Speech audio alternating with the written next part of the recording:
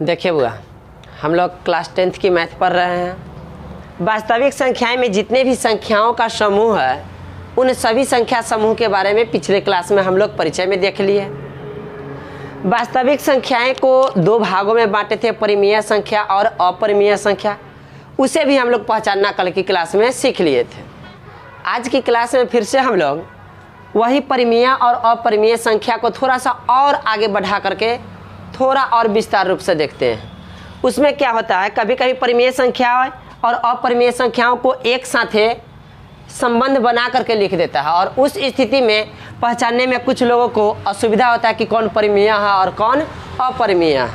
तो कल हम लोग वास्तविक संख्या को दो भाग में बांट करके देखे थे, परिमेय संख्या और अपरिमेय संख्या। परिमेय संख्या और देखे थे अपरिमेय संख्या। परिमेय संख्या के जो कुछ उदाहरण था उसे हम बताए थे 2/5, 3/8, 4/9 और 7/10। इसी तरह से बहुत सारे भिन्न में बताए थे कि ये सभी के सभी परिमेय संख्या के उदाहरण हैं। कुछ ऐसी भी संख्या बताए थे जैसे कि 3 था, 5 और 7। यह भिन्न के रूप में नहीं है, फ्रैक्शन में नहीं है। इसे देखने से लग रहा है क्या यह फ्रैक्शन में नहीं है, लेकिन यह भी फ्रैक्शन में है। 3 के बटा के नीचे कुछ नहीं तो 1, 5 के बटा के नीचे 1, 7 के बटा के नीचे 1। यह सभी के सभी अब भिन्न के रूप में हो गया, p/q, p/q, p/q के रूप में हो गया। यह सब के सब क्या हो गया, परिमेय संख्या।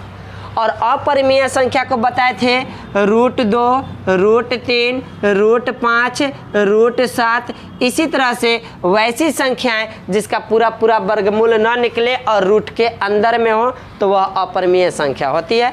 इतनी बातें हम कल की क्लास में आप लोग को बता दिए थे। आज हम मुख्य रूप से क्या बताना चाहते हैं कि परिमेय संख्या और अपरिमेय संख्या के बीच के संबंध को देखिए। एक परिमेय संख्या ले लिया जाएगा, एक परिमेय संख्या और एक अपरिमेय संख्या।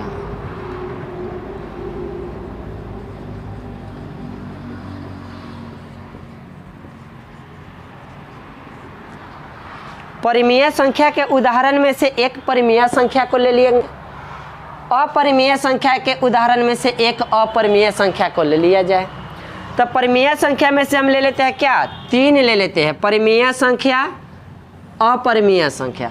परिमेय संख्या में से हम 3 को ले लिए, अपरिमेय संख्या में से √2 को ले लिए। और यह दोनों के बीच की संबंध को हम लोग कभी प्लस से दिखाएंगे तो कभी माइनस से दिखाएंगे, तो कभी गुना से दिखाएंगे, तो कभी भागा के रूप में दिखाएंगे।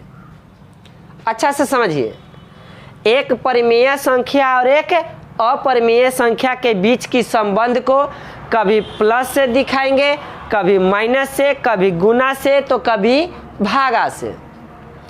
और यह जो भी संबंध होगा एक परिमेय और एक अपरिमेय के बीच, वो ज़्यादातर प्राप्त अपरिमेय संख्या ही होगा।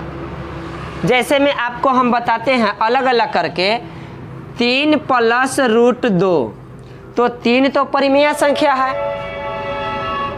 √2 अपरिमेय संख्या है। यह दोनों के बीच की संबंध को प्लस से दर्शाया गया तो कहा जाएगा कि एक परिमेय संख्या और एक अपरिमेय संख्या का योगफल, यह जोड़ेंगे तो जो संख्या प्राप्त हुआ जोड़ने के बाद यही प्राप्त होगा और यह इसका क्या कहलाएगा, योगफल कहलाएगा। और योगफल जो प्राप्त हुआ यह भी अपरिमेय संख्या ही कहलाएगा, अपरिमेय संख्या ही कहलाएगा। तो यहाँ से हम लोग एक बातें देखें कि एक परिमेय संख्या और एक अपरिमेय संख्या का योगफल क्या होगा, अपरिमेय संख्या ही होगा। अंतर करके देखेंगे, 3 - √2, यह दोनों के बीच का क्या है, अंतर है। यह भी क्या कहलाएगी, अपरिमेय संख्या ही कहलाएगी। अब इसी को हम लोग गुना के रूप में देखेंगे तो 3 को गुना करेंगे √2 से तो प्राप्त क्या होगा, 3√2। यह भी अपरिमेय संख्या ही कहलाएगी। इसी को भाग के रूप में देख लेते हैं, 3 भागा है, भागा √2, इसे ऐसे भी लिखा जा सकता है 3/2। √2, यह भी अपरिमेय संख्या ही कहलाएगी। तो अभी हम लोग जाने क्या, एक परिमेय संख्या और एक अपरिमेय संख्या का योगफल अपरिमेय होगा, एक परिमेय और एक अपरिमेय संख्या का अंतर अपरिमेय संख्या होगा, एक परिमेय और एक अपरिमेय संख्या का गुणनफल अपरिमेय संख्या होगा, एक परिमेय और एक अपरिमेय का भागफल अपरिमेय संख्या ही होगा।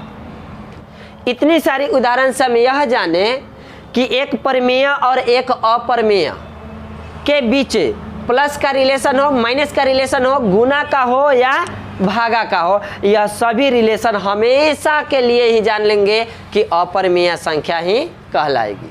क्लियर है यहाँ तक? अब दूसरा कंसेप्ट में हम लोग क्या देखते हैं, दो अपरिमेय संख्या लेंगे, दो संख्या लेंगे और दोनों के दोनों अपरिमेय। अब उसका उदाहरण हम यहाँ से बताते हैं। देखिए, दोनों अपरिमेय संख्या √2 प्लस √2, यह भी अपरिमेय संख्या है और यह भी अपरिमेय संख्या। दोनों को जोड़ेंगे तो जोड़ने के बाद जो योगफल प्राप्त होगा वह होगा क्या, 2√2। अब यहाँ से अभी हम तुरंत अभी यहाँ पर देखे हैं 3√2, तो 3 क्या है, 3 है परिमेय संख्या, √2 है अपरिमेय संख्या। यह दोनों का गुणनफल है ना, गुणनफल होने के बाद यह संख्या क्या कहलाया, अपरिमेय कहलाया। तो यहाँ से देखें √2 प्लस √2 जोड़ने के बाद प्राप्त हुआ 2√2, तो ये 2 तो परिमेय है लेकिन ये अपरिमेय है, तो यह दोनों का गुणनफल क्या हो गया, यह अपरिमेय संख्या ही होगा। तो दो अपरिमेय संख्याओं का योगफल हमेशा क्या होगा, अपरिमेय संख्या ही। फिर अंतर में भी देखते हैं, √3 माइनस √2, तो यह प्राप्त होगा, अंतर करने के बाद क्या, यही प्राप्त होगा, √3 माइनस √2 ही प्राप्त होगा और यह एक अपरिमेय संख्या ही कहलाएगा। दो संख्या लेते हैं, दोनों के दोनों अपरिमेय, एक लेते हैं √3 गुना √3, तो यहाँ पर हम लोग देख लिए कि √3 को √3 से गुना करेंगे तो √9 होगा और √9 का जो वैल्यू होता है वह हो जाता है 3। तो इस स्थिति में यह प्राप्त हो गया परिमेय। अच्छा से समझिए, पहली संख्या अपरिमेय, दूसरी संख्या भी अपरिमेय, दो अपरिमेय संख्याओं का गुणनफल अभी हम लोग देखे क्या प्राप्त हुआ, परिमेय संख्या के रूप में प्राप्त हुआ। एक और दूसरा एग्जाम्पल देखते हैं, √3 गुना √5।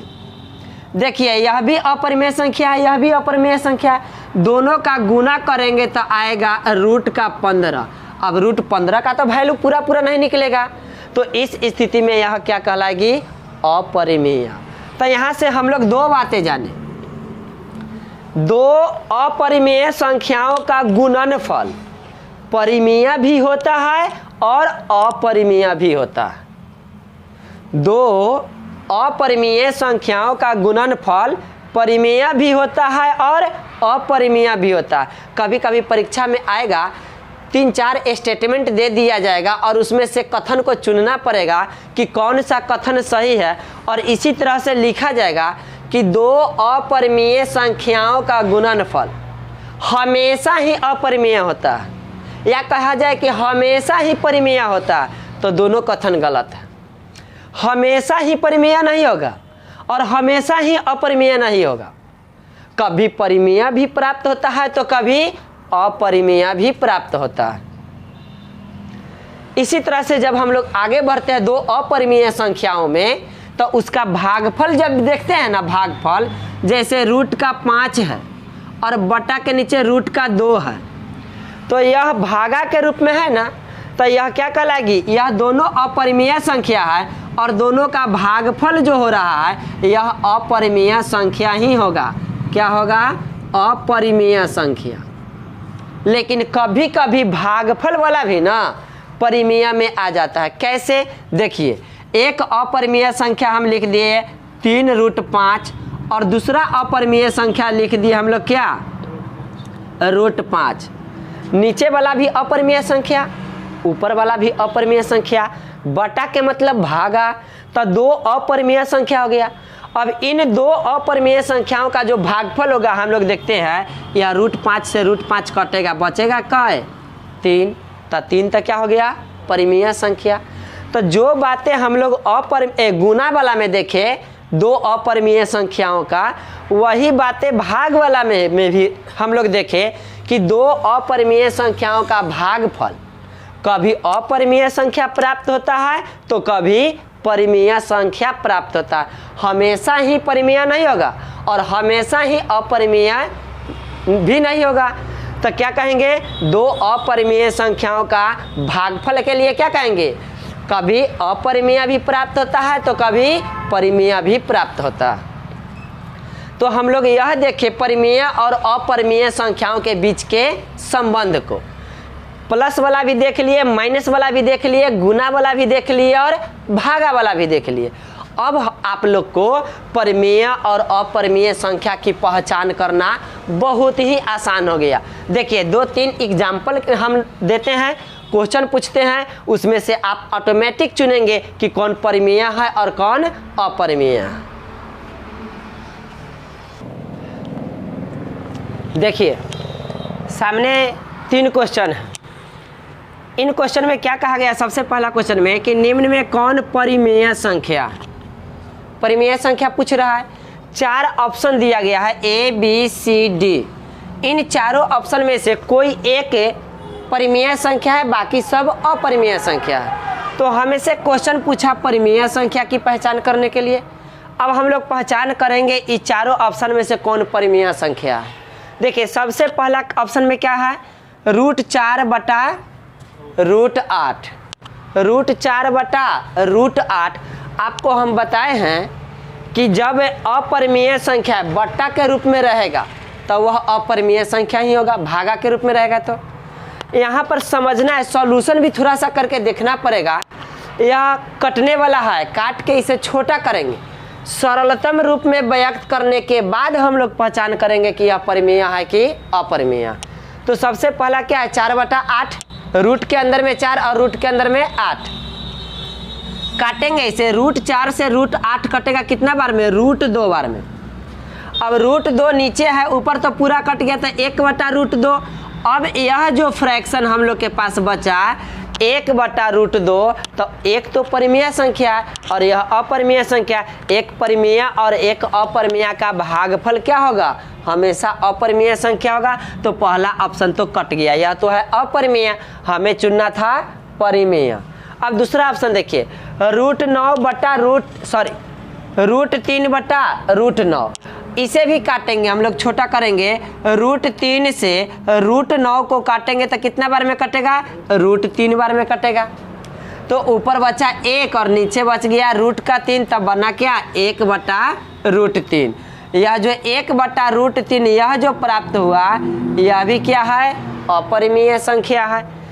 इसी तरह से इसको हम लोग जब देखते हैं तो इसे काटेंगे तो देखिए √5 से √10 कटेगा, √5 से √10 कटेगा, कितना बार में कटेगा, तो √5 से √10 कटेगा √2 बार में। √5 से √10 कट गया कितना बार में, √2 बार में √10 कट गया। अब ऊपर में बचा 3 और नीचे बचा क्या 6 √2। देखिए 3 और बटा के नीचे बच गया है कितना 6 √2, तब भी यह क्या कहलाएगी, अपरिमेय संख्या कहलाएगी। अब एक लास्ट ऑप्शन है, 4 ऑप्शन में 3 ऑप्शन कट गया, सभी की सभी क्या हो गई, अपरिमेय संख्या हो गई। क्वेश्चन में चुनना था परिमेय संख्या। अब आखिरी जो ऑप्शन है इसको भी हम लोग सॉल्यूशन करके देखते हैं। देखिए √3 से √12 कट जाएगा, कितना बार में, √3 से √12 कटेगा √4 बार में। अच्छा ऊपर बच गया √4, नीचे बचा 2। अब √4 का वैल्यू होता है क्या होता है 2, और बटा के नीचे बचा हुआ है क्या 2 से 2 कट जाएगा, 1 आ गया। इसे हम लोग 1 बटा 1 भी कर सकते हैं, या 1 पूरा है, तो यह क्या कहलाएगी, एक परिमेय संख्या होगी। तो पहला क्वेश्चन में चुनना क्या था, परिमेय संख्या। यह सभी की सभी अपरिमेय हो गई, एक संख्या हमें प्राप्त हो गई परिमेय संख्या। चलिए अब दूसरा क्वेश्चन को देखते हैं, निम्न में कौन अपरिमेय संख्या है। देखिए इस बार अपरिमेय संख्या पहचान करना है। 3 + √9, 3 प्लस रूट 9, तो रूट 9 का वैल्यू होता है क्या 3 होता है, तो ये रूट से बाहर इसका वैल्यू 3 हो जाएगा, तब तो यह बन जाएगा क्या 3 प्लस का 3 हो जाएगा, तो 3 और 3 कितना हो जाएगा 6। 6 परिमेय संख्या की अपरिमेय संख्या, परिमेय संख्या।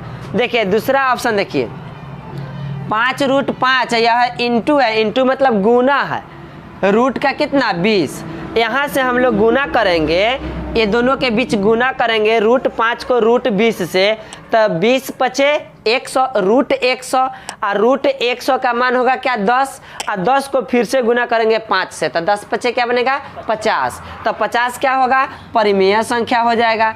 अगला ऑप्शन में है क्या, ऊपर में है रूट 3, नीचे है रूट 18, इसे कटेगा रूट 6 बार में, रूट 6 बार में कटेगा, ऊपर में 2 नीचे में रूट का 6, तो अब बताइए 2/√6 ये परिमेय होगा कि अपरिमेय होगा, यह अपरिमेय होगा, यही तो हम लोग को चुनना था ना, कौन अपरिमेय है, तो कितना प्राप्त हो गया, यह बचेगा 2/√6, यह कहलाएगा अपरिमेय संख्या।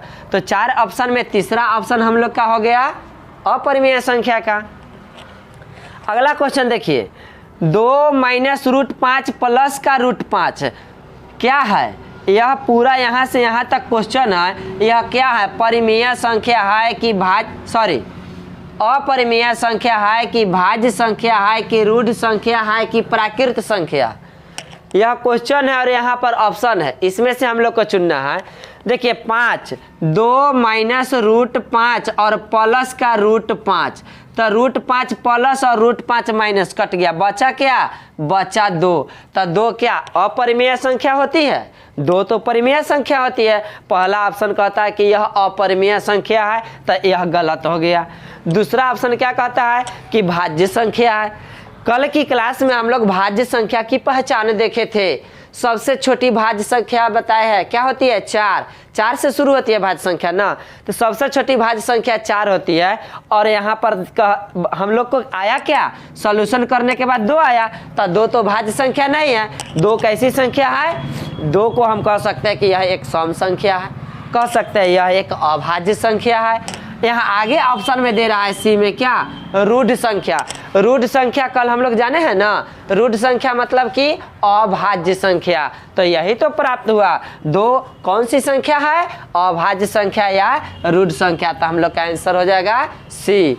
तो इस तरह से हम लोग परिमेय संख्या और अपरिमेय संख्या को चुनना सीख लिए। अब परिमेय और अपरिमेय में एक बहुत महत्वपूर्ण क्वेश्चन होता है क्या पाई, जो हम लोग गणित में पढ़ते आए हैं पाई। पाई जो है यह परिमेय होता है कि अपरिमेय, तो पाई एक अपरिमेय संख्या होती है, जान लीजिए पाई एक अपरिमेय संख्या होती है, याद रखेंगे हमेशा के लिए। पाई क्या होती है अपरिमेय संख्या होती है। पाई का मान जो होता है ना 22/7, तो ऐसे हम लोग यह एक भिन्न है 22/7, यह एक भिन्न है, इसे तो हम लोग परिमेय कहेंगे क्योंकि यह अंश बटा हर के रूप में है, रूट भी नहीं है, तो ये परिमेय है। लेकिन ई पाई के रूप में जब यही चीज रहेगा तब पाई को हम लोग अपरिमेय संख्या कहेंगे। अच्छा, इसे ना दशमलव में हम लोग जब बदलते हैं तो इसका दशमलव प्रसार अशांत अनावर्ती होता है। 22/7 जो होता है हम लोग सॉल्यूशन करने के लिए लगभग में इसका वैल्यू 22/7 ले लेते हैं, लेकिन 22/7 को जब दशमलव में बदला जाता है तो इसका दशमलव प्रसार भी अशांत अनावर्ती होता है, इसीलिए इसे माना गया है पाई को क्या एक अपरिमेय संख्या। तो आज की क्लास हम लोग अभी तक में देखे क्या परिमेय संख्या और अपरिमेय संख्या, खूब बढ़िया से उसे पहचानना सीख गए। परिमेय और अपरिमेय संख्या के बीच के संबंध को देख लिए, 2 परिमेय संख्या के बीच संबंध, 2 अपरिमेय संख्या के बीच संबंध, एक परिमेय और एक अपरिमेय संख्या के बीच की संबंध को देख लिए। अब कहीं भी किसी भी रूप में लिखा हुआ संख्या रहेगा उसमें से हम लोग को परिमेय और अपरिमेय संख्या की पहचान करना होगा, ऑप्शन चुनना पड़ेगा, तो आसानी से चुन लेंगे परिमेय और अपरिमेय संख्या को। वास्तविक संख्या की एक बहुत ही महत्वपूर्ण टॉपिक थी परिमेय अपरिमेय, इससे हम लोग कंप्लीट कर लिए। अब दूसरे टॉपिक को देखते हैं। देखिए शांत और अशांत भिन्न की पहचान करना अब हम लोग सीखेंगे। शांत और अशांत भिन्न की कैसे पहचान होगी। हम लोग के सामने कुछ भिन्न दिया जाएगा, जैसे कि रहेगा 2/15, 3/25, 8/40, 56/72, इस तरह से कुछ भिन्न है। इस भिन्न में से कौन सा भिन्न शांत है और कौन सा भिन्न अशांत है, उसकी पहचान। देखिए, शांत और अशांत की पहचान करने के लिए हम लोग क्या करते हैं, इस भिन्न को दशमलव भिन्न में बदलते हैं। और दशमलव भिन्न में बदलने के बाद देखते हैं कि दशमलव के बाद यदि यह भिन्न पूरा पूरा कट जाता है तो उसे शांत माना जाता है। पूरा पूरा नहीं कटता है, आगे की ओर बढ़ते चला जाता है तो उसे अशांत माना जाता है। जैसे हम लोग के सामने अभी क्या है, 2/15 है, तो 2/15 यह शांत है कि अशांत है, ऐसे नहीं पता चल पा रही है। इसे हम लोग दशमलव भिन्न में पहले बदलेंगे। तो 2 में 15 से भाग करेंगे, 0 लगेगा, पहले नहीं लगा तो 0 देंगे। अब दशमलव दे करके 0 लिखेंगे। 15 के पहाड़ा से एक बार में लगेगा 15, घट करके आएगा 5। चूँकि दशमलव दे दिया गया है, यहाँ पर 0 आएगा, 50 बना। 15 के पहाड़ा से 3 बार में लगेगा 45, फिर से घट के आएगा क्या, 5। दशमलव एक बार दिया गया, 0 बार बार अगले स्टेप में आते जाएगा। फिर 15 के पहाड़ा से 3 बार में 45 लगेगा, घट के 5 आएगा, 0 उतरेगा, 3 बार में 45 लगेगा, घट के 5 आएगा। यह क्रियाएं हमेशा आगे की ओर चलते रहेगा, कहीं भी यह कटने वाला नहीं है। तो हम लोग इसका आंसर क्या लिखेंगे, 0.1333 और इसे डॉट लाइन से बना देंगे। डॉट लाइन से यह बताएंगे कि यह आगे भी 3 लगातार बढ़ रहा है, 3 ही आगे आ रहा है। तो यहाँ से हम लोग देखें कि यह कभी शांत होने वाला नहीं है, तो यह भिन्न प्राप्त हुआ हम लोग का क्या, अशांत। इसी को हम लोग ऐसे भी लिख सकते हैं 0.13 और 3 ही ना बार बार रिपीट हो रहा है, तो जो अंक बार बार रिपीट होगा उसके ऊपर से हम लोग रैकरिंग का चिन्ह लगाएंगे। यह संकेत यह बताता है कि यह संख्या जो 3 है यह बार बार रिपीट हो रहा है। तो इसे हम लोग क्या कहेंगे, इसे कहेंगे हम लोग अशांत। अशांत आवर्ती कहेंगे, अशांत आवर्ती है। आवर्ती क्यों, क्योंकि 3 बार बार आ रहा है, इसीलिए इसे अशांत आवर्ती कहेंगे। अब दूसरे भिन्न को हम लोग देखते हैं, 3/25 है, यह शांत है कि अशांत है, ऐसे पता नहीं चलेगा। इसे भी दशमलव में बदलेंगे तो क्या करेंगे, 3 में हम लोग भाग करेंगे 25 से। बाहर में 25, अंदर में 3, अंदर वाला छोटा है, भाग नहीं लगेगा, तो इधर एक 0 देंगे। उसके बाद दशमलव देंगे तो दशमलव के बदले में अंदर में 0 होगा। अब 25 के पहाड़ा से एक बार में लगाएंगे तो 25 लगेगा, 30 में से 25 घटेगा 5। दशमलव दिया हुआ है, नीचे 0 आएगा। अब 25 के पहाड़ा से 2 बार में 50 लग के पूरा पूरा कट गया।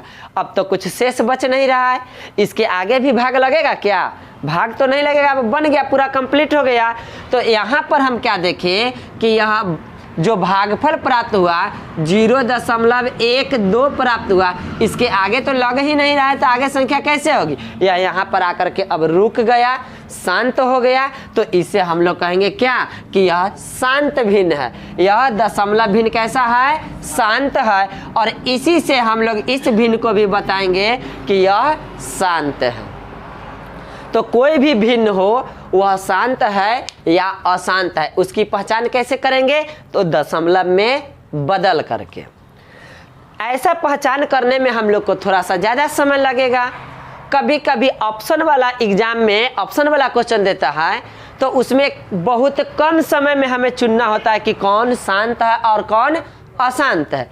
तो उसके लिए एक अलग से तरीका बताते हैं आपको शांत अशांत की पहचानने का। बहुत ही इम्पोर्टेंट बात, बहुत कम समय में हम लोग पहचान लेंगे कि कौन शांत है और कौन अशांत है। देखिए, जो भी भिन्न दिया जाए, कभी भी आपके सामने भिन्न दिया रहे, वह शांत है या अशांत है उसकी पहचान करना हो तो सबसे पहले क्या करेंगे, भिन्नों को सरलतम रूप में ले आएंगे।